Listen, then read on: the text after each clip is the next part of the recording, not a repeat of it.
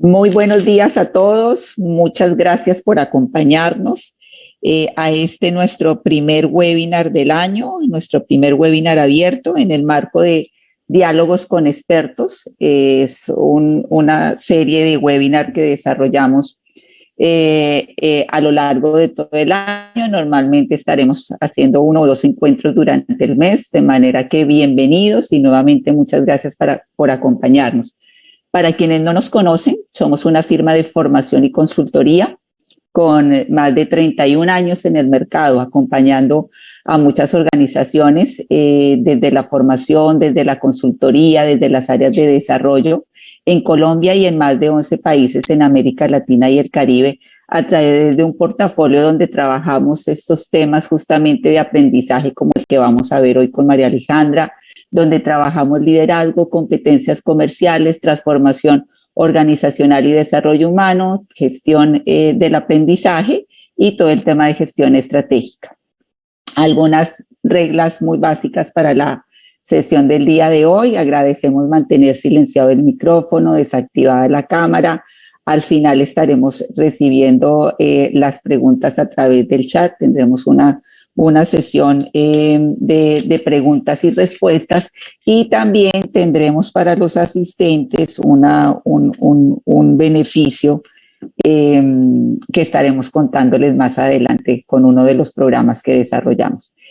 A continuación los dejo con María Alejandra Urdaneta. María Alejandra es consultora, es especialista en neuropsicoeducación y nos estará hablando de qué es lo que tenemos para este año 2022 en temas de formación, de cómo lograr ese impacto en los procesos de aprendizaje que desarrollamos en nuestras organizaciones. Así que nuevamente gracias por acompañarnos, y Alejandra, gracias por acompañarnos el día de hoy. Listo. Gracias, Amparo, por la presentación. Buenos días a todos y todas. Espero estén muy bien. Aquí vamos a tener un espacio de aproximadamente 1 horita donde vamos a empezar a revisar todo lo que tiene que ver con tendencias, claves y recomendaciones para llevar nuestras formaciones de este 2022 a un nivel superior o realmente impactar a nuestras audiencias. Pero para empezar me gustaría que hagamos acá como una pequeña dinámica, ¿ok? Porque aquí cada uno de ustedes recibió una invitación y le habrá llamado la atención algo en particular por algunos retos que estarán enfrentando organizacionalmente o incluso personal o profesionalmente. Entonces, los voy a invitar a que, por favor, voy a abrir aquí el chat para leerlos.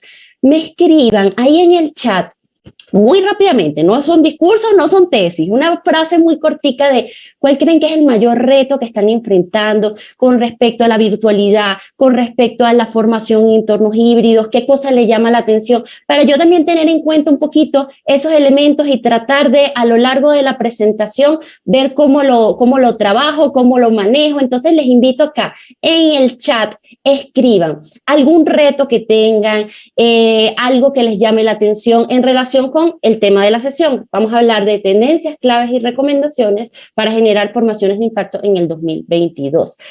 A ver, por acá nos dicen liderazgo virtual, nos hablan de cambio, de manejo de páginas,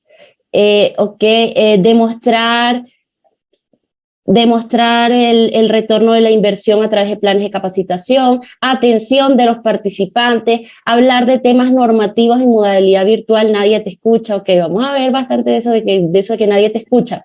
Que se mantengan en el proceso, mantener la concentración, impacto sin contacto, multitarea en formaciones virtuales, respuesta en tiempo de las solicitudes virtuales de los clientes, dinamismo, medir la eficacia, universidad corporativa. Ok, y si se les ocurren cosas, escríbenlas ahí. Yo voy a tratar de estar pendiente del chat a lo largo de la sesión. Como dijo Amparo, la idea es que al final tengamos un espacio como de preguntas y respuestas, pero en la medida que yo voy hablando, si se les ocurre algo y quieren escribirlo, siéntanse libres, que yo trataré de ir leyendo, y si es pertinente responderlo en el momento, lo haré en ese instante. Y bueno, como les habíamos comentado, el día de hoy vamos a estar hablando sobre formaciones de impacto en el 2022. Les digo rápidamente, aunque Amparo ya dio una introducción, ¿quién soy? ¿Por qué estoy acá? Digamos, mi nombre es María Alejandra Urdaneta. Yo soy neuropsicoeducadora, licenciada en ciencias pedagógicas, especialista en formación en entornos virtuales y llevo 12 años aproximadamente formando por profesores, maestros, consultores, facilitadores en todo lo que tiene que ver con el uso de la tecnología, del internet y de las herramientas digitales para potenciar los procesos de formación. Y eso es mucho antes de la pandemia, ¿ok? Entonces, la idea es que en este día podamos explorar estos 3 elementos que les dijimos: tendencias, claves y recomendaciones para generar formaciones de impacto. Y vamos a empezar con el tema de las tendencias para el 2022. Quiero hacer, primero que nada, una precisión, porque cuando hablamos de tendencias, les voy a hablar acá de las principales. Muchas veces nos podemos encontrar con que, ay, ahora quiero hacer todo esto que me están diciendo, o que es que María Alejandra dijo que es que había que hacer todo esto para generar impacto. No, las tendencias es lo que está pasando en el mundo, ¿ok? En diferentes áreas y que terminan llegando al mundo de la formación. No necesariamente tenemos que aplicarlo todo, pero es importante tenerlo en cuenta porque esto está pasando y no podemos quedarnos en el aparato e ignorar una realidad que está ahí. Ahora ya es decisión de cada uno ver si lo implementa y cómo lo implementa. Yo les daré algunas recomendaciones en caso de que se quieran sumar a algunas de estas olas, pero no se sientan presionados a tengo que hacer todo esto. No, eso es lo primero, ¿ok? Y de hecho, vamos a empezar con el primer tema que se está hablando mucho en todos los contextos y tiene que ver con, miren acá, realidad virtual, realidad aumentada y metaverso. A ver, hoy en día todo el mundo está hablando de este tema del metaverso. La realidad virtual no es algo nuevo. Tenemos varios años hablando de esto. Ya las primeras gafas de realidad virtual tienen muchos años circulando en el mercado. Pero resulta que hace unos meses Mark Zuckerberg con Facebook cambiaron y ahora están hablando de metaverso y todo lo que esto va a impactar en el mundo. Entonces no podemos ignorar esa realidad dentro de la formación. Voy a hacerles acá como unas pequeñas precisiones al respecto. Cuando hablamos de realidad virtual, hablamos de una especie de mundo paralelo en la virtualidad donde podemos tener un avatar y donde podemos hacer cosas que probablemente no podemos hacer en el mundo real. ¿Qué impacto, qué ventajas puede tener esto para el mundo de la formación? Si bien hoy en día todavía no está tan desarrollado el tema de la realidad virtual en mundos formativos, sí hay muchas cosas que se están haciendo que son muy interesantes. Por lo menos desde hace años se están creando la posibilidad de recrear museos, por ejemplo, virtualmente, donde a través de unas gafas de realidad virtual tú puedes explorar las salas del museo, ciudades, diferentes lugares donde a lo mejor físicamente no puedes llegar. Y esto en entornos de formación puede ser muy útil. Por ejemplo, imagínense que quiero hacer un proceso de inducción, quiero hacer el recorrido organizacional por la fábrica o algo así, y a lo mejor hoy en día estamos en teletrabajo y no puedo, o a lo mejor son personas que no van a conocer la fábrica por algún motivo, porque trabajan en oficinas, por ejemplo, tienen la posibilidad de explorarlo de esa manera. ¿Qué otras posibilidades interesantes nos brinda la realidad virtual? Una de las mayores limitaciones que puede tener la formación virtual tradicional tiene que ver con la formación operativa o muy técnica. Por ejemplo, si yo tengo que formar a alguien en el uso de una maquinaria, difícilmente con un curso virtual por Zoom yo voy a poder darle la experiencia que él necesita para saber manejar esa maquinaria. Pero hoy en día y cada vez los avances que va dejando la realidad virtual pueden permitir crear simuladores muy avanzados, donde la persona a través de las gafas se puede ver el motor, puede ver la maquinaria y los controles que cada vez son más especializados, y habrá un momento que puedan funcionar con el movimiento de los dedos como si pudiera estar en contacto real con el objeto o con la máquina o con lo que sea. Entonces, fíjense, nos puede dar muchísimas posibilidades. Probablemente apenas estamos en pañales en este tema y no quiere decir que el día de mañana yo voy a tener que salir a transformar mis procesos, a hacerlos con realidad virtual, pero lo que sí tenemos que tener en cuenta es que es una realidad que cada día está más presente, y con toda esta inversión que se está haciendo en el metaverso, cada vez va a estar más cercana de todos. Entonces, tenemos que ver cómo lo aprovechamos en entornos formativos. Ahora, eso que dice RA no es Rincón Aguilar. Eso que dice RA ahí es realidad aumentada. Y también es una posibilidad muy interesante que podemos empezar a usar dentro de los entornos formativos. La realidad aumentada, para explicárselos, a ver acá, quiero que me escriban aquí en el chat si alguno de ustedes o a lo mejor sus hijos hace unos años jugó Pokémon Go o escucharon alguna vez las noticias sobre esto, que estaba todo el mundo en la calle cazando Pokémones con el celular, que hasta accidentes hubo porque la gente no veía. Por acá Jenny se ríe y dice que claro, escucharon noticias, sí, claro. Ok, este tema de Pokémon Go, ¿cómo funcionaba? La gente agarraba su teléfono celular y buscaba en entornos reales, en el parque, en la calle, en la casa, en cualquier lado, y de pronto en su celular le aparecía un Pokémon como que estuviera montado, no sé, sobre la mesa o que estuviera en el medio de la calle, y la persona tenía que interactuar con el celular para cazarlo. Eso, que fue un boom, no era más que realidad aumentada.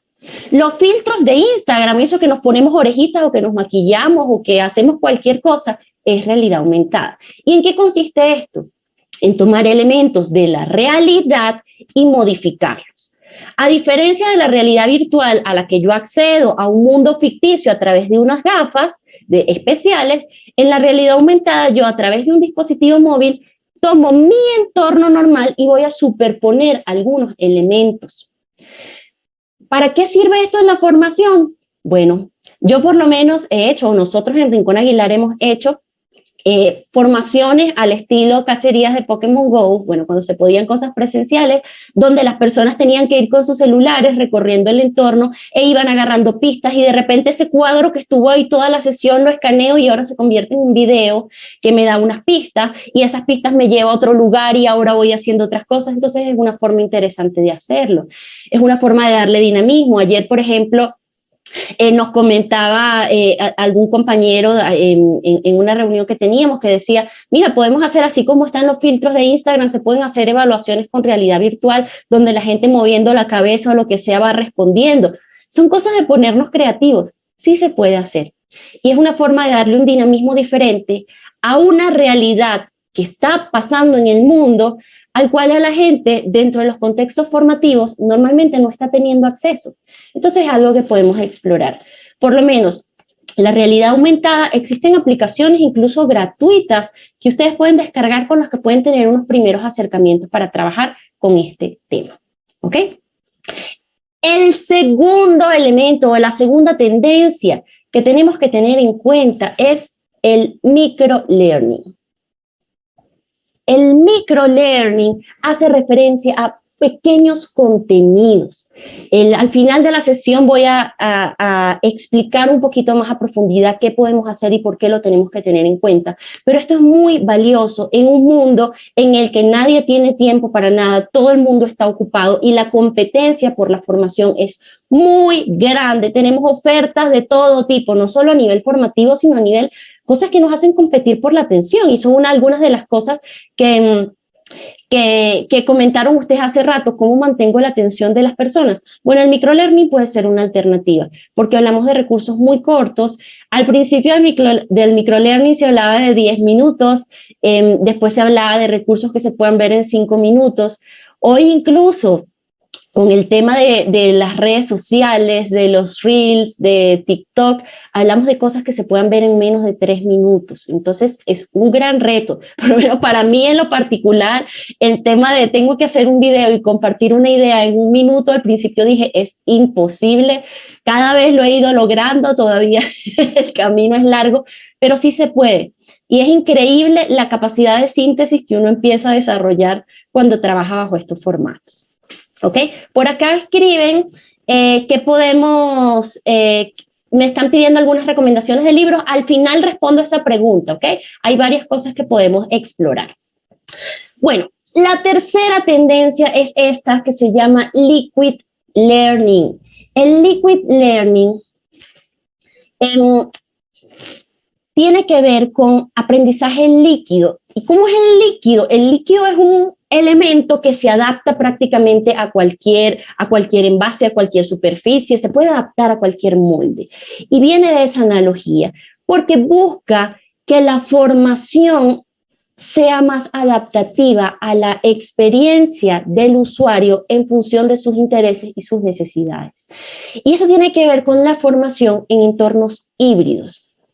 Pero a veces hablamos y digo, o he escuchado, no, que nosotros estamos haciendo liquid learning porque le damos una cápsula a la persona, porque después lo invitamos a una sesión presencial y después le damos una clase por Zoom. Y eso la verdad no sería liquid learning, porque aunque tenemos una experiencia basada en ecosistema con múltiples posibilidades, no le estamos dando la flexibilidad al participante de que él viva la experiencia como desee. Y esto es de las cosas más retadoras del liquid learning. No todas las personas o todas las instituciones lo pueden hacer, porque el liquid learning implicaría que yo como participante pueda decidir los recursos de lectura, material individual, hacerlos cuando yo lo quiera hacer. O sea, no es que me tengo que conectar a las 7 de la mañana para que todos juntos hagamos una lectura, sino que voy resolviendo mi material cuando puedo tener diferentes tipos de recursos para vivir mi experiencia, puedo decidir si las clases en vivo voy a ir presencialmente o las voy a ver por Zoom, por ejemplo, y voy adaptando mi experiencia. A nivel del participante es muy bueno, a nivel de los formadores es muy retador, pero sí se puede. Al final de la sesión voy a darles algunas recomendaciones porque sé que muchos de ustedes ya están trabajando con el tema de la formación híbrida y sé que es muy retadora. ¿Ok? Acá alguien comenta, ¿puede ser dar las clases en vivo para los que puedan asistir y grabarlas para los que no pueden en ese horario? Eso puede ser una alternativa, pero no necesariamente es liquid learning, porque una de las cosas que vamos a ver ahorita que pasa con las clases grabadas es que la persona pierde la posibilidad de interacción. Si yo hago una clase como un webinar como este, donde de pronto es masivo, donde es corto el espacio y donde no voy a tener mayor cantidad de actividades interactivas, que la persona lo vea grabado a lo mejor puede pasar. Pero por lo menos en mi experiencia y lo que yo quisiera transmitirles es que si ustedes les están pidiendo a las personas que estén en vivo, tienen que haberse ganado, o sea, tienen que haber vivido algún tipo de experiencia que digan, oye, valió la pena haber estado ahí en vivo. Si lo que yo voy a ver lo pude haber visto grabado, entonces simplemente dámelo grabado y no me obligas a estar dentro de un horario particular. ¿Ok? Entonces, el estar en vivo tiene que tener algún beneficio para el participante. Y si el beneficio es importante porque va a discutir, porque va a construir, porque se van a aclarar dudas, entonces esa experiencia no la va a tener si la clase está grabada. Entonces son esas cositas que tenemos que ver. El liquid learning hace referencia, por lo menos, y vamos a profundizar de eso un poquito más adelante, cuando yo de repente tengo mi clase, tengo estudiantes o participantes que están presenciales y tengo otros que están por un Zoom, por ejemplo. Y tengo que generar una experiencia similar para todos. Es muy retador, pero ya les voy a dar algunas recomendaciones para eso, ¿ok? Sin embargo, una de las ventajas que nos ofrece la virtualidad, que no nos daba la presencialidad, es esa que estabas comentando, Harry, de si yo no podía ir a mi clase presencial, me la perdí, y el otro que me prestara el cuaderno para yo copiar lo que hizo. Pero con la virtualidad por lo menos tengo la opción de, quizás no tengo la experiencia completa, pero al menos vi al profesor explicándome. Eso es una ventaja que tiene la virtualidad, ¿ok? El siguiente elemento de tendencias tiene que ver con la gamificación. Y la gamificación, según Sebastian Detterding, es utilizar elementos de juego en entornos que no son de juego. ¿Y qué significa esto? Digamos que los elementos de juego son los niveles, los puntos, los retos, la recompensa, todas esas cosas que caracterizan a un juego. Cualquier juego que ustedes buscan normalmente tiene estos elementos. ¿Y qué es el entorno de no juego? Cualquier espacio donde yo no esté jugando, y la formación es uno de esos. Entonces, Gamificar el proceso de formación implica utilizar de pronto los niveles, usar retos, usar actividades que impliquen generar competencia o colaboración para poder resolver esos retos, dar puntos, tener premiaciones, todo ese tipo de cosas. ¿Con qué propósito? Con el objetivo de aumentar el engagement de la gente, sobre todo con eso que ustedes están comentando hace un rato de, oye, ¿cómo hago que la gente se me mantenga conectado? Normalmente cuando vivimos esta experiencia gamificada, me siento más involucrado en el proceso, soy más activo en el proceso y eso facilita la experiencia. Igual vamos a revisar algunas cosas sobre el tema de competencia, pros y contras, pero bueno, la gamificación ya desde hace varios años se viene incorporando, pero con este tema de que cada vez la formación es más virtual, se le está dando más énfasis porque ayuda a mantener a la gente conectada. El siguiente elemento tiene que ver con inteligencia artificial. La inteligencia artificial, hay muchas maneras en las que se puede poner esto en práctica.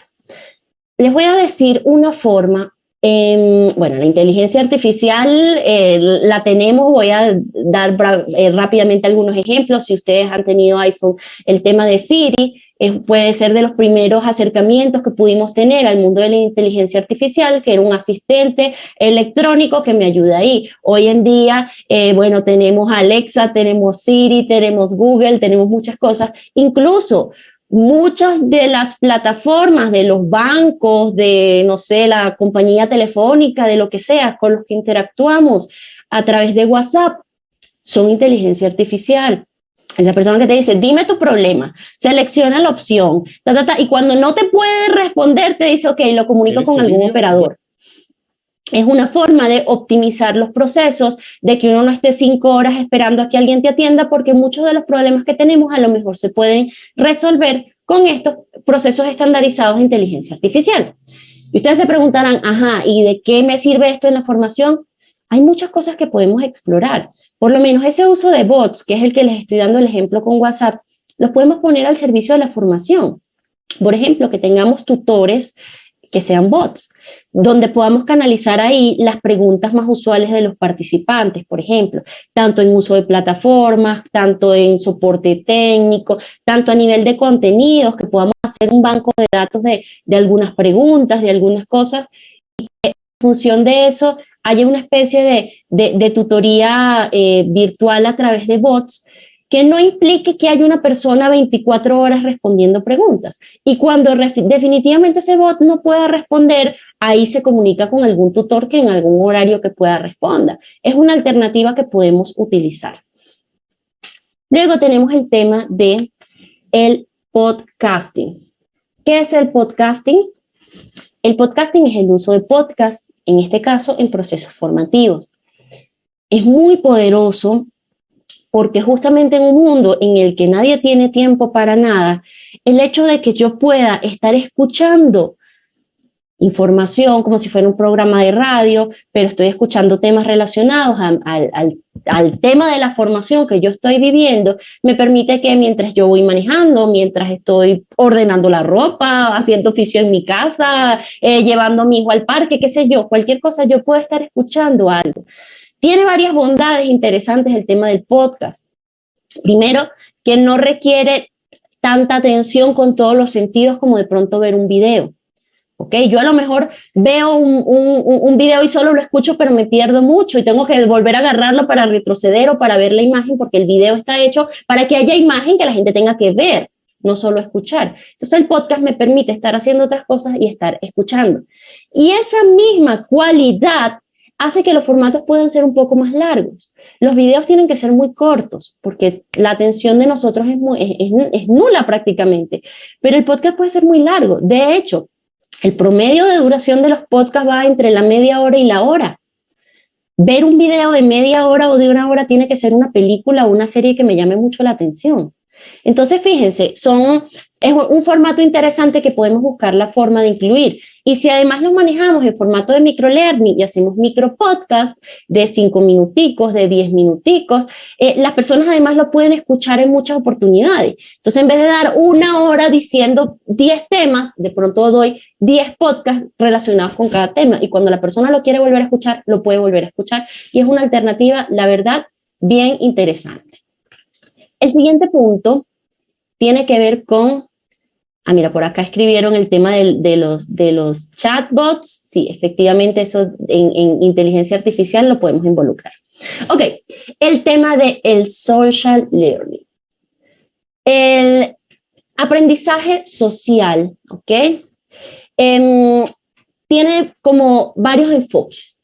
Tiene un enfoque que tiene que ver con el uso de redes sociales dentro de los procesos formativos, porque las redes sociales cada vez tienen más fuerza y los nuevos formatos de las historias, de los Reels, por ejemplo, los TikTok, nos permite tener formatos donde estamos redescubriendo el microlearning.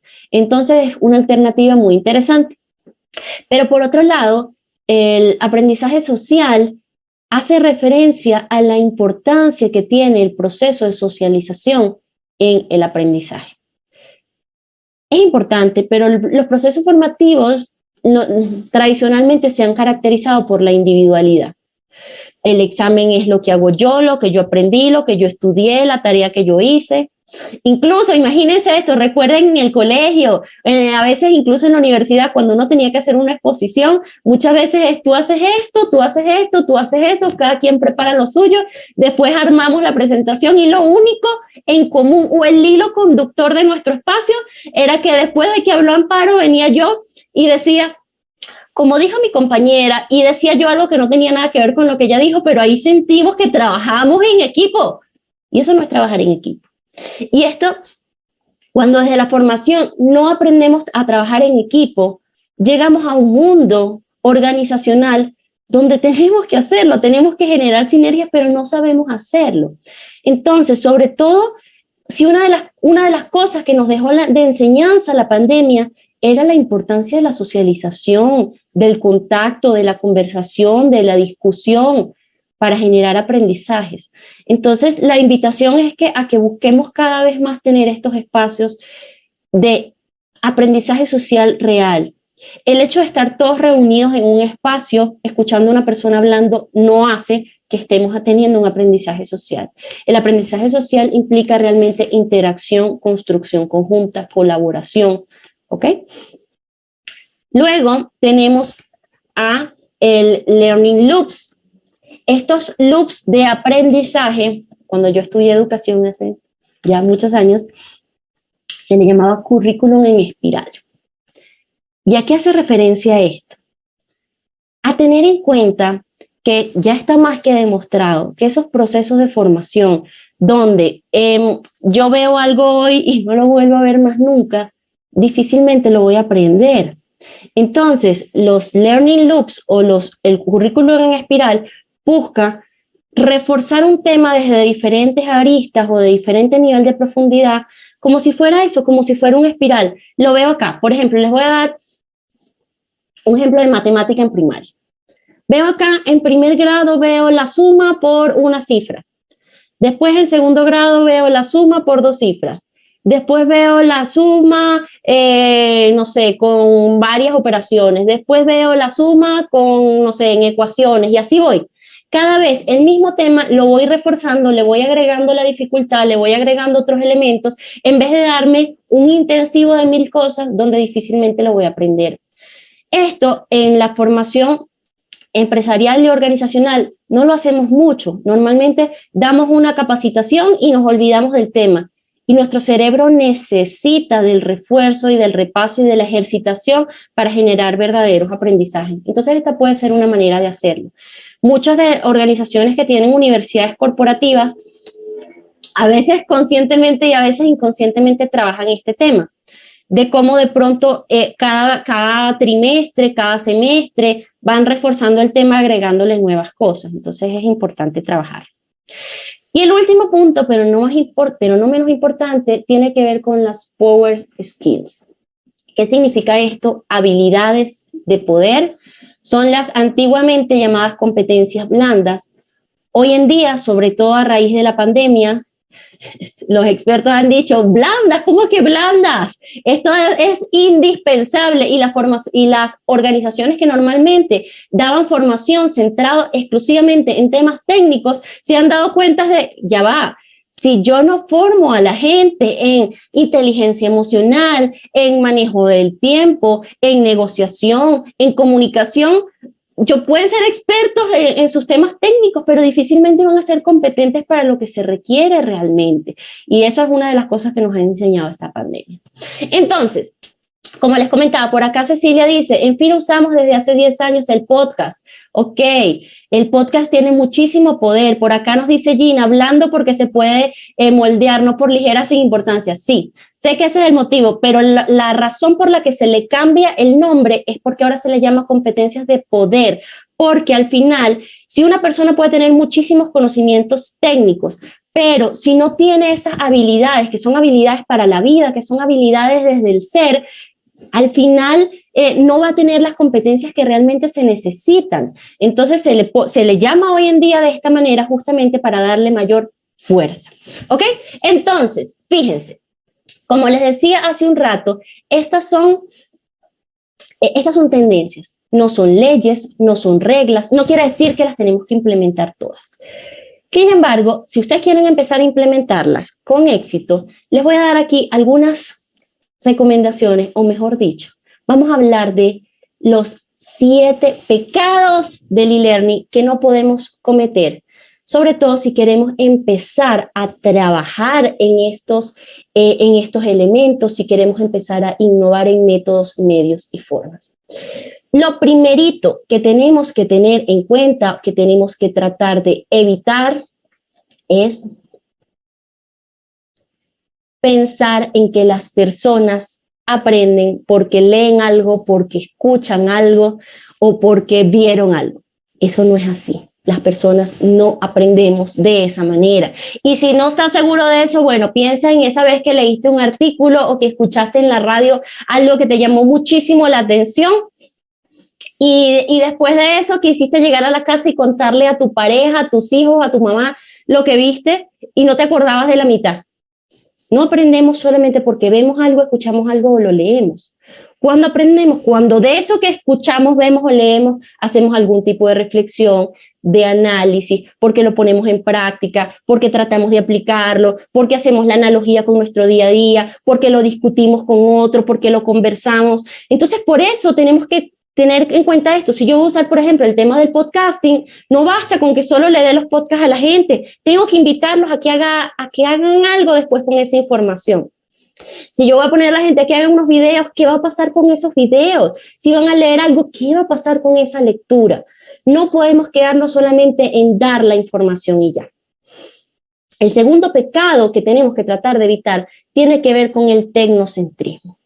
El tecnocentrismo hace referencia a que el centro del proceso sea la tecnología. Y no, la tecnología es el medio por el cual yo tengo que generar el aprendizaje. Entonces pasa que ahora digo, no, como María Alejandra dijo que el tema del metaverso teníamos que tenerlo en cuenta, entonces ahora nos compramos no sé cuántas gafas de realidad virtual y hacemos 20,000 cosas y todavía no sé ni para qué lo voy a hacer, ni cómo lo voy a hacer, ni para qué va a servirle a la gente. Eso no es la idea. El centro del proceso tiene que ser el aprendiz y la tecnología tiene que ser el medio que me ayude a facilitar el aprendizaje. Y esto tiene mucho que ver con el tercer pecado, que es el infocentrismo. ¿Por qué? Es centrar el proceso en el contenido. Eso nos pasa mucho. Hay un micrófono abierto, no sé si me pueden ayudar a apagarlo. Esto pasa mucho cuando leía lo que escribían en el chat, que tenemos que dar temas de ley, que tenemos que hablar de procesos regulatorios, que tenemos que hablar de, no sé, de cualquier tema que a veces organizacionalmente nos dicen hay que enseñar esto. Y centramos el proceso en el tema que hay que enseñar y no en el participante, no en su experiencia, el por qué es importante para él o para ella, el qué va a hacer esa persona con ese conocimiento. Y por eso es que muchas veces esos procesos fracasan, porque los centramos en el contenido y básicamente hacemos como Pilato de ya yo di esa información y nos lavamos las manos. Si empezamos a pensar en la experiencia del usuario, y no es fácil, ¿okay? No es fácil sobre todo con este tipo de temas, pero es necesario, vamos a poder empezar a ver cómo generamos un mayor impacto. Si nos centramos solo en el contenido, esto se va a olvidar, le va a entrar a la gente por acá y le va a salir por acá. El siguiente punto tiene que ver con la masificación. Y cuando hablo de masificación, hago referencia a que muchas veces con la virtualidad, uno de los grandes poderes que tiene, una de las grandes ventajas es la posibilidad de llegar a grandes audiencias. Sin embargo, hay que tener mucho cuidado con esto, porque si yo hago procesos que sean muy masivos y muy estandarizados, poco le voy a atinar a las verdaderas necesidades e intereses de los aprendices. Yo puedo generar procesos masivos, pero entonces tengo que hacer un proceso de delimitar y de definir muy bien cuál es el perfil al que va definido esto. Y a veces es preferible hacer procesos que sean muy específicos y que vayan definidos a una formación específica, aunque solo quiera masificar, pero no cosas que vayan dirigidas a todo el mundo, porque no todo el mundo le interesa lo mismo, y lo que va a pasar muchas veces es que a la gente le queda un sinsabor de, sí, está muy bonito, pero eso no me aplica a mí, eso no me sirve a mí. Entonces, tener cuidado con eso, en perfilar quién es mi audiencia, tratar de generar espacios como para la personalización un poquito de la experiencia, del aterrizaje a ejemplos, a casos, que la gente pueda sentir que le están hablando a ellos. Entonces, eso hay que tener en cuidado. El siguiente elemento tiene que ver con tratar de virtualizar la presencialidad. Esto para mí es uno de los mayores errores que se comete. ¿Por qué? Porque a veces yo daba mi clase presencial de 4 horas, 6 horas, 8 horas, vino a la virtualidad y ahora voy a decir, ay, doy mi clase igualito, pero frente a una cámara, y eso no funciona así. O de repente digo, bueno, la clase quedaba en 8 horas, como las clases no deben ser de más de 2 horas, voy a dar entonces ahora 4 clases de 2 horas. No, no funciona así. La idea es que yo tengo que pensar el proceso de una forma distinta. Tengo que ver cómo optimizo los elementos de un ecosistema, cómo de pronto la parte teórica la persona la hace sola y los espacios en los que nos encontramos se centren en la práctica, en la socialización, ¿ok? Muchos de los procesos en los que sentimos que no conectamos con la audiencia o que la audiencia está haciendo otra cosa mientras estamos dictando nuestra clase es porque no son realmente sujetos activos del proceso. Están solamente ahí, que da lo mismo que estén en vivo o que vean en diferido, entonces por eso no se van a involucrar. Entonces tenemos que tener cuidado con eso. El siguiente elemento tiene que ver con la evaluación. La evaluación tradicional ya tenía mucho que desear, pero en la virtualidad tenemos que tener mucho cuidado. Escucho muchas veces que dicen, no, que es que la evaluación virtual no funciona porque la gente se copia, porque lo busca por Google, porque el otro le da las respuestas. Entonces ahí es donde pienso, ¿qué tan teórica está siendo el proceso de evaluación? ¿Qué tan poco centrado en la construcción real por parte del aprendiz está haciendo que puedo buscar la respuesta por Google? ¿Okay? Entonces, esta es una gran oportunidad de replantear los procesos de evaluación y hacer cosas que requieran de la reflexión, de la aplicación, del practicar algo y contar una experiencia, de ese tipo de cosas, de construir algún tipo de proyectos, de exponer algo, porque ahí se está viendo lo que la persona realmente aprendió. Preguntas centradas en teorías, así la persona no se esté copiando, no me están hablando de aprendizaje, me están hablando de memorización. Entonces, esto nos invita a replantearnos el proceso de evaluación y además el tema del feedback. La evaluación debe ser un momento más del aprendizaje, en donde no solo sea un espacio para calificar, sino para también darle la oportunidad al otro de hacerle saber qué está haciendo bien y qué no está haciendo tan bien.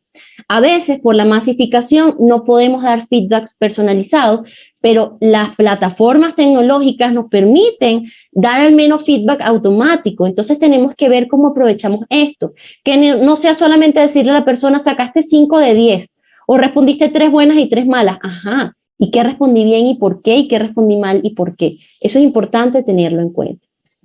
Y el último pecado, pero no menos importante, tiene que ver con la falta de interacción y cooperación. Sé que a veces no es tan fácil, pero en la virtualidad se puede. Existen muchas herramientas que nos permiten hacer trabajo colaborativo en línea. Aprovechémoslas. Nos permiten hacer cosas tanto en vivo como también nos permiten hacer cosas de manera asíncrona, tableros colaborativos, muros. Hay muchas herramientas que podemos usar, que podemos explorar, que nos pueden servir para esto. Ok. Teniendo en cuenta, ya vimos las tendencias. Perdón que voy así como corriendo, pero es que es como mucha información. Pero aquí yo estoy pendiente del chat, cualquier pregunta pueden ir a escribir. Ya vimos las tendencias, ya vimos los 7 pecados del e-learning. Entonces, si quieren aplicar cualquiera de las tendencias, tengan en cuenta cualquiera de estos 7 pecados de no cometerlos. Pero ahora vamos a ver algunas claves y recomendaciones para que si lo queremos aplicar, tenga mayor efecto. Y vamos a empezar con las claves, ¿ok? La primera clave que tenemos que tener en cuenta tiene que ver con el propósito de aprendizaje. Cualquier proceso formativo tiene que partir de entender quién es mi audiencia, cuáles son sus intereses, cuáles son sus necesidades y para qué le va a servir esto. Si yo parto de pensar en el contenido o parto de pensar en cuál es la técnica que voy a usar o la metodología, eso no va a tener suficiente impacto. Si yo primero pienso en el propósito, en ese para qué le va a servir, y no solo es que la organización lo necesita, es que esto es exigido por ley, no, eso no va a convencer a los participantes.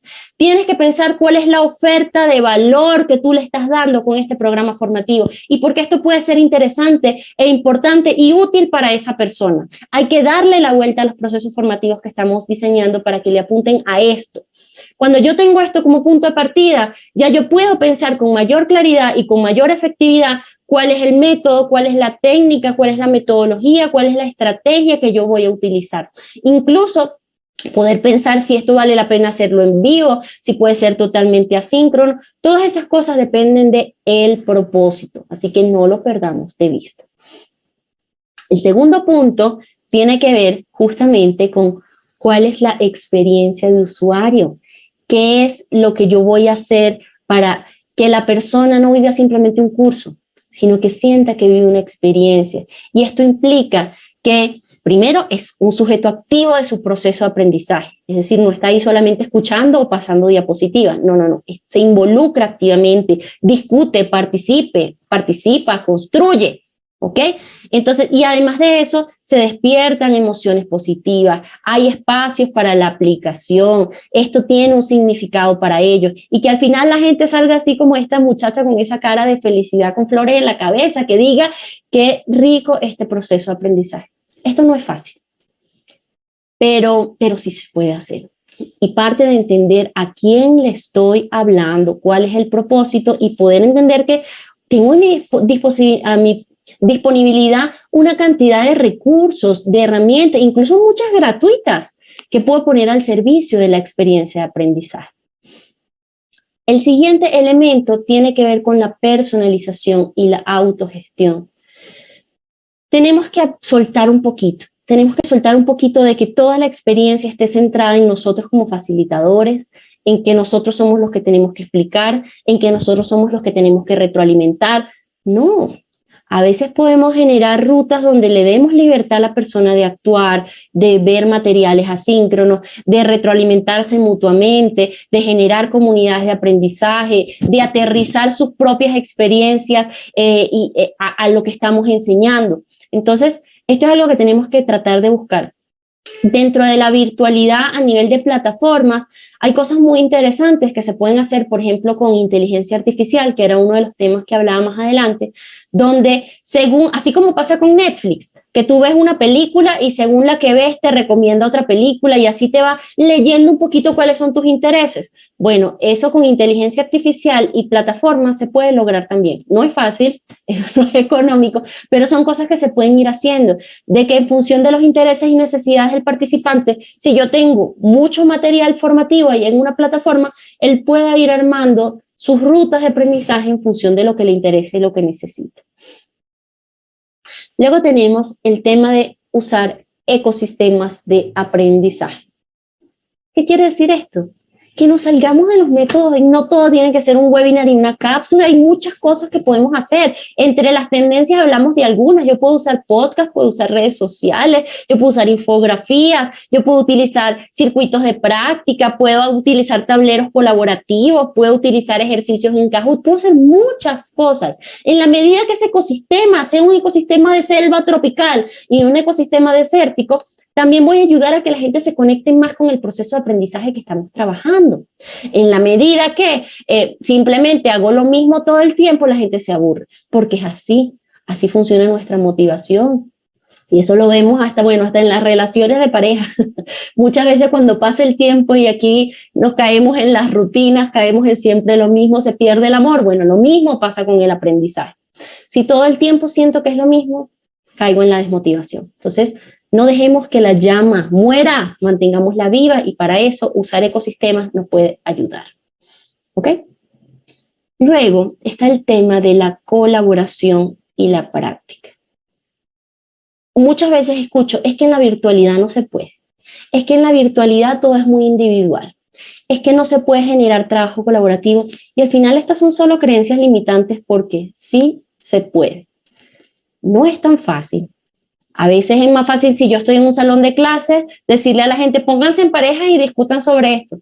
Pero en la virtualidad también lo puedo hacer. Si yo estoy en un Zoom, yo puedo armar pequeños grupitos.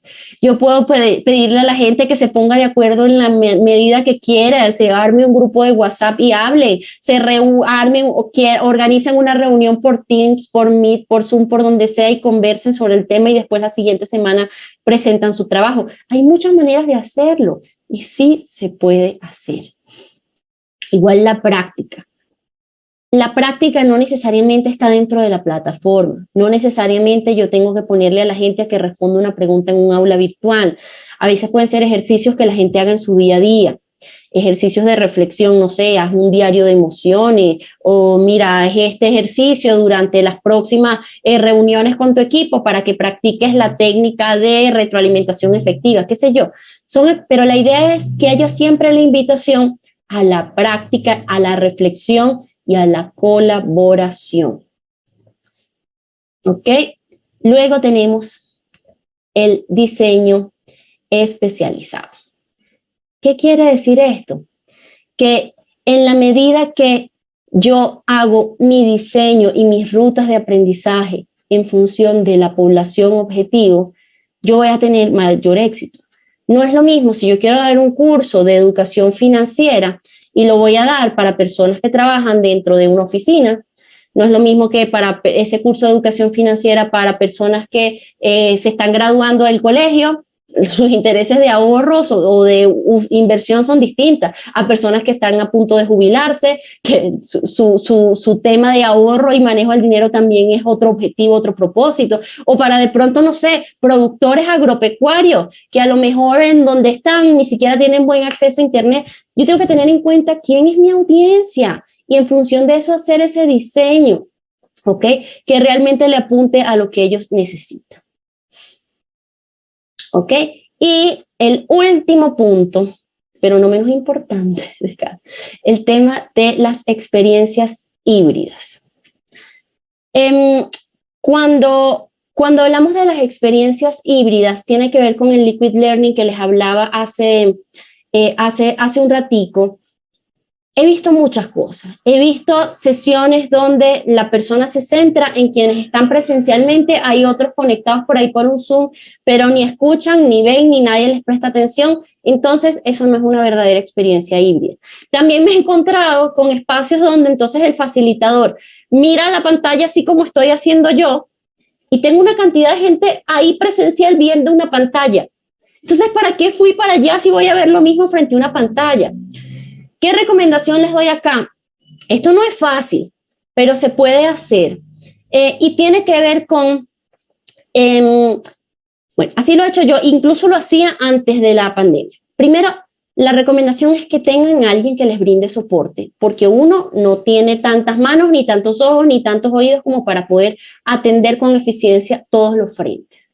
Mi recomendación es que traten de dar su clase como si estuvieran en presencialidad, pero puedan tener a una persona, casi como si fuera si tienen la posibilidad de hacerlo, que tengan una persona que haga como la secuencia, o por lo menos tenga una cámara fija ya al final. Pero si yo de repente me fui para allá, para la esquina, oye, alguien que mueva la cámara para allá para que la persona no vea simplemente a la pared solamente, ¿ok?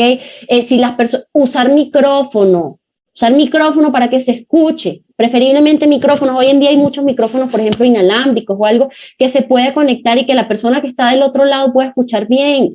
Si las personas van a participar, así como cuando uno está en un congreso y si están allá hablando en la silla no van a escuchar y venía alguien y le prestaba un micrófono, bueno, sí lo mismo, pase aquí al frente y hable aquí para que el que esté en la cámara lo pueda ver.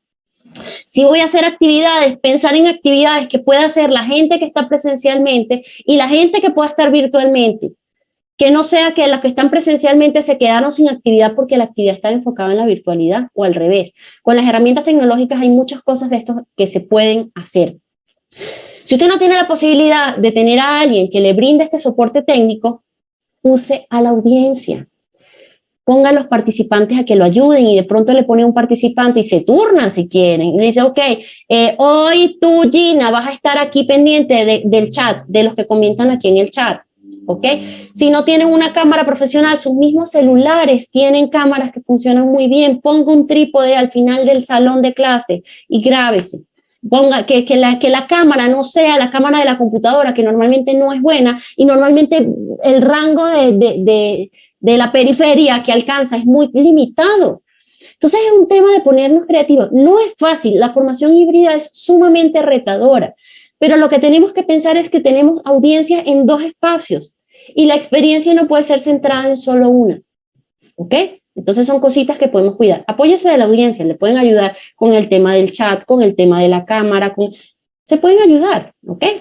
Entonces, bueno, son como esos son como las claves que tenemos que tener en cuenta.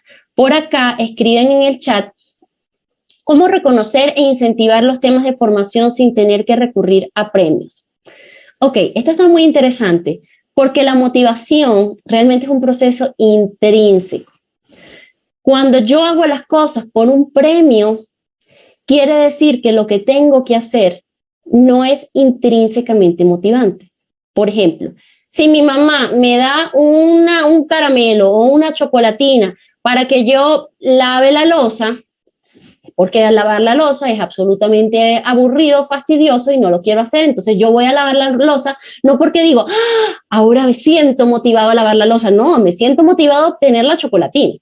Entonces tenemos que tener mucho cuidado con el tema de los premios, porque si queremos es que la gente se motive, no puede hacer las cosas por el premio, porque eso no va a generar aprendizaje.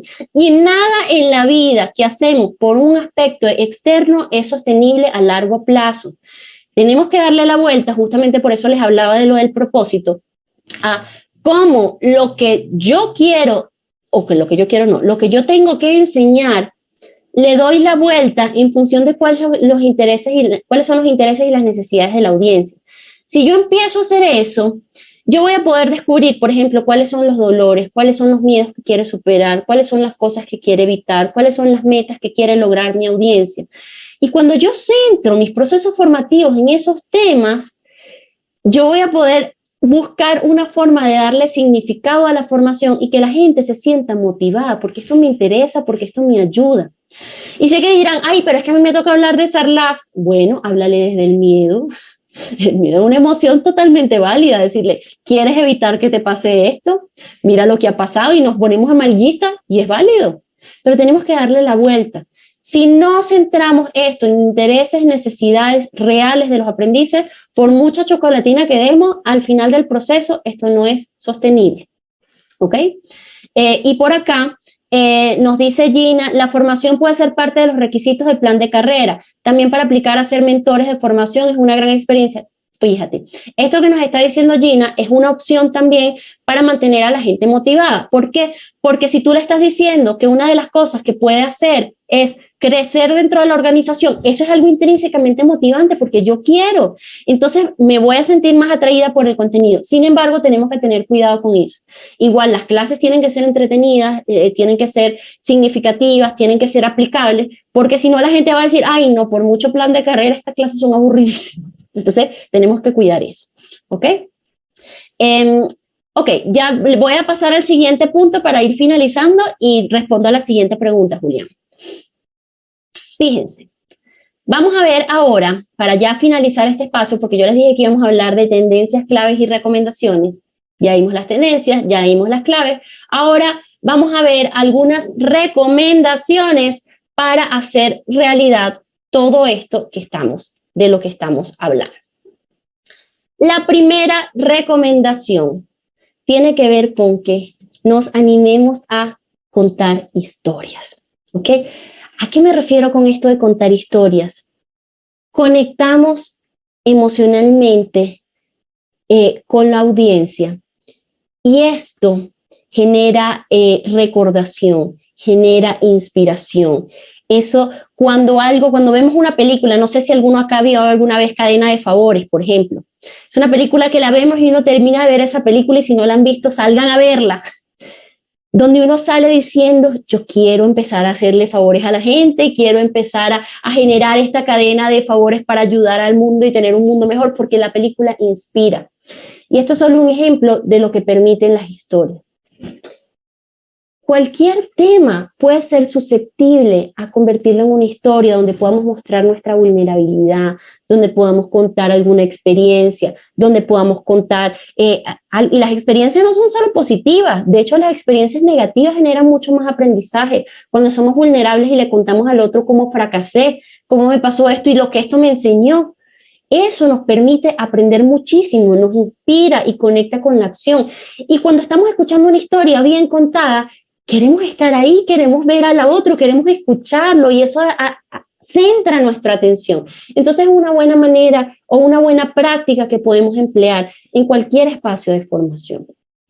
Otra recomendación es que no subestimemos la propuesta gráfica.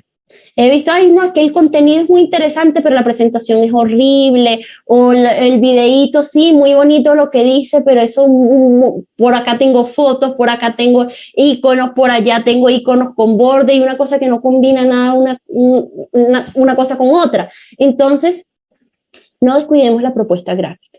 Sobre todo en virtualidad. A mí porque me gusta montarme sobre la presentación, pero normalmente está la presentación de este tamaño y uno chiquitico por un ladito. Y eso hace que lo que más esté viendo la gente es la presentación, por ejemplo. Entonces, no descuidemos o no subestimemos el poder que tiene la propuesta gráfica. Pensemos pueden investigar temas de psicología del color, por ejemplo, de uso de imágenes, porque eso ayuda a reforzar conceptos, incluso que la gente lo recuerde. Todo el tema del visual thinking tiene que ver con cómo las imágenes nos ayudan a crear ideas. Entonces, no subestimemos este tema. La siguiente recomendación es que cuidemos el sonido. Si el video no se ve muy bien, yo lo puedo soportar. Pero si el sonido es malo, eso me desconecta. Entonces, cuidemos la calidad, usen micrófono. El micrófono en la computadora normalmente no es bueno, normalmente capta mucho ruido de afuera. Usen micrófono, por ejemplo. Yo uso micrófono de si voy a dar una clase. Si voy a grabar un podcast, por ejemplo, a ver si se ve, uso este micrófono.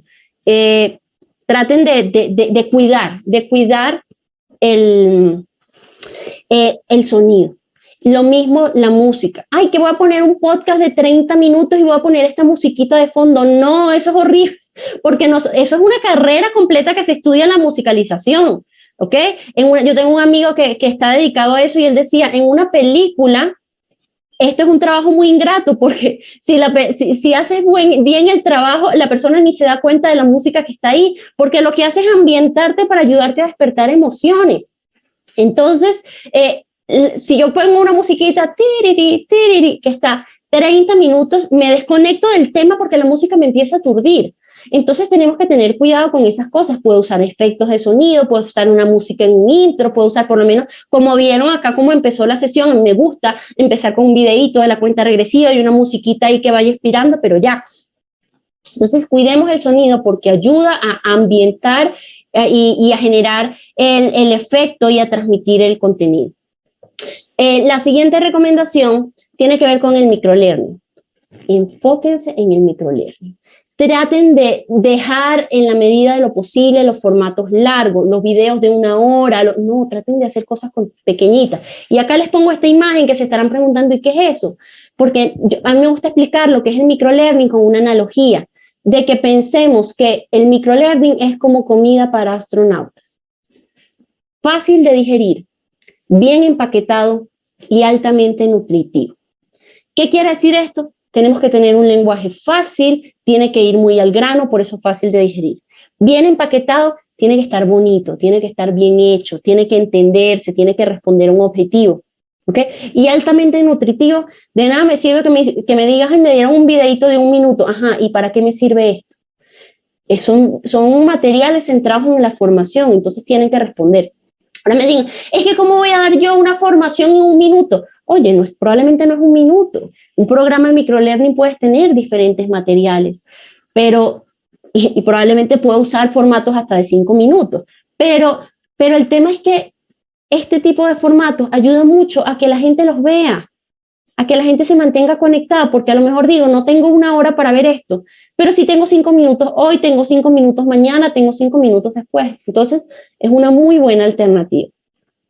Y la última recomendación es que invitemos a la reflexión y a la acción. No nos quedemos solo en la información, no nos quedemos solo en dar la teoría. Invitemos siempre, si sea en un podcast, terminó el podcast y después de esto le doy a la gente alguna herramienta, le doy una invitación de qué vas a hacer hoy cuando termines de ver este podcast, una lectura, unas preguntas movilizadoras, elementos que inviten a que la gente reflexione y aplique, porque como les dije, el primer pecado del e-learning, la gente no aprende solo porque vio una información o porque escuchó algo, ¿ok? Entonces, digamos que con esto cierro como tal el contenido de la sesión del webinar de hoy. Sé que estamos a 1 minuto y antes de pasar a las preguntas, quisiera contarles acá rápidamente de un programa que tenemos dentro de Rincón Aguilar. Si quieren profundizar dentro de estos temas, pueden escanear este código que les estoy poniendo acá. ¿Ok? Este programa se llama Formador 3.0, es un programa donde profundizamos en estos elementos, en cómo se pueden aplicar, en para qué nos sirven, en recomendaciones prácticas, hay un acompañamiento personalizado, la idea es que cada uno de ustedes construya sus rutas de aprendizaje y aprenda a crear un podcast, aprenda a crear una infografía, aprenda a crear una clase grabada, todos esos elementos, escaneen ese código y pueden verlo, ¿ok? Mientras ustedes escanean acá, ok, voy respondiendo acá una pregunta. Aquí, por ejemplo, nos dice Ana, ¿qué herramienta utilizas para tener la presentación en fondo y su imagen al frente? Ana, muy simple. Uso herramientas muy complejas si quiero hacer cosas más complicadas, como uso mucho OBS. Pero ahorita estoy haciendo algo muy simple que pueden hacer ustedes hoy mismo si quieren. Si ustedes usan Zoom, ustedes pueden poner un fondo cualquiera. Y si en vez de ponerme el fondo de la galaxia o un paisaje, armo mi presentación y me la pongo de fondo, eso lo puedo hacer. Entonces, eso nada más sin herramientas complejas con el mismo Zoom que tiene. Y así como estos tipsitos, muchos otros muy fáciles de aplicar en este programa. Ok, voy respondiendo por acá también. Nos dice Alejandra, ¿cómo evaluar la eficacia en las formaciones? Bueno, esa pregunta puede llevar más tiempo y te voy a tratar de resumir un poquito. La eficacia en las formaciones se mide en función de la posibilidad que tienen los aprendices de aplicar lo que están aprendiendo en su día a día. ¿Okay? Si yo tengo una formación que no permite la aplicabilidad, entonces ya ahí tengo que empezar a revisar qué está pasando acá. ¿Okay? hay que buscar actividades que me permitan medir el uso del conocimiento, que me permitan ver si yo estoy dando un curso de inteligencia emocional, como la persona, cuáles tengo que tener indicadores observables y medibles que me permitan ver si la persona está haciendo uso de ese conocimiento. Esa es la mejor manera de medir la eficacia de formación. Respuesta en 30 segundos, de aquí pudiéramos hablar 2 horas sobre esto, ¿ok? Acá nos dice Julián, ¿cómo generar expectativas de aprendizaje con una población como conductores de edad adulta de 50 a 55 años que en ocasiones creen que se la saben todas? Ok. Complicada la pregunta. A mí me gusta cuando hago procesos de formación donde la gente puede saber que ya sabe, arrancar con algún tipo de ejercicio que les ayude a ver que no se la saben todas. Puede ser con algún juego inicial, puede ser con algún tipo de actividad donde la persona haga evidente para ella misma, oye, esto no lo sabía. ¿Por qué? Porque cuando creo que me las sé todas, es como que yo llegara con un vaso, mira, repleto, lleno. Yo puedo tener el jugo más delicioso para ofrecerle a esa persona y apenas lo empieza a servir, se va a derramar, no va a servir. Entonces, ¿qué tengo que hacer yo? O algún tipo de actividad que haga que la gente como que se tropiece para que se bote el agua y que se dé cuenta, hey, esto no lo sabía, y tenga espacio para lo que va a recibir. Entonces, piensa en algún tipo de actividad donde les ayude a evidenciar dónde tienen una falencia de conocimiento. Ok, ¿qué más ponen por ahí? Ok, muchas gracias por esto. A ver, Gina dice, sondeo de tendencias y aquellos que hagan los videos sean mentores, de esa manera enseñando aprenden. Este comentario de Gina me imagino que viene de otro punto. Ok, bueno, y para finalizar acá, Juan Camilo tenía una información que contarles, porque al principio les prometimos que el que se mantuviera aquí iba a tener algún beneficio. Entonces, Juan, te voy a compartir acá la imagencita para que lo puedas decir.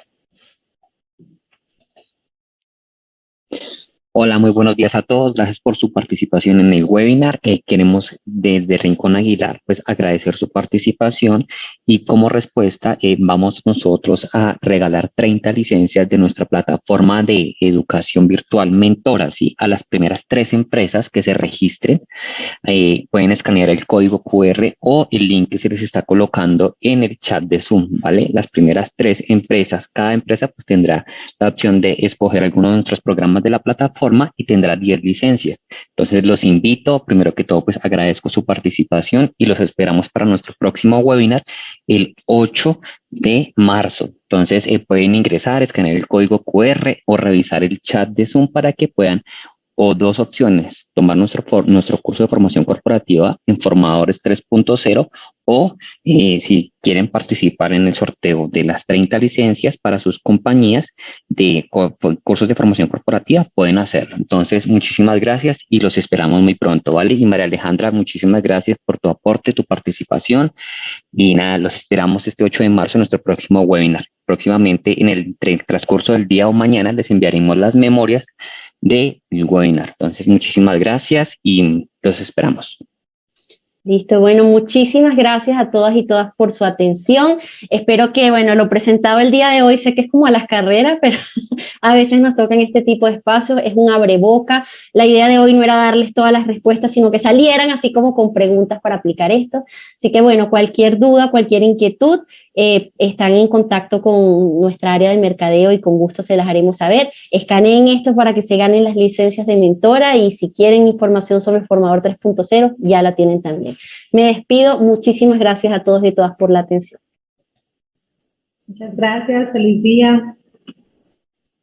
Gracias a ustedes, igualmente, buen día. Hasta luego. Gracias, buen día. Muchas gracias. Buen día. A ustedes, muchas gracias, igualmente. Amparo, mil gracias, un fuerte abrazo y atenta. Maravilloso, maravilloso webinar. Muchas gracias. Gracias a ustedes.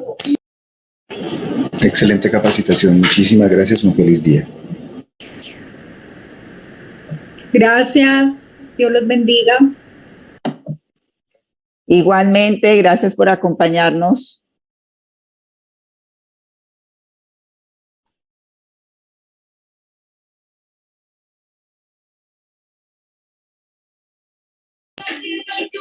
Amparito te escribe.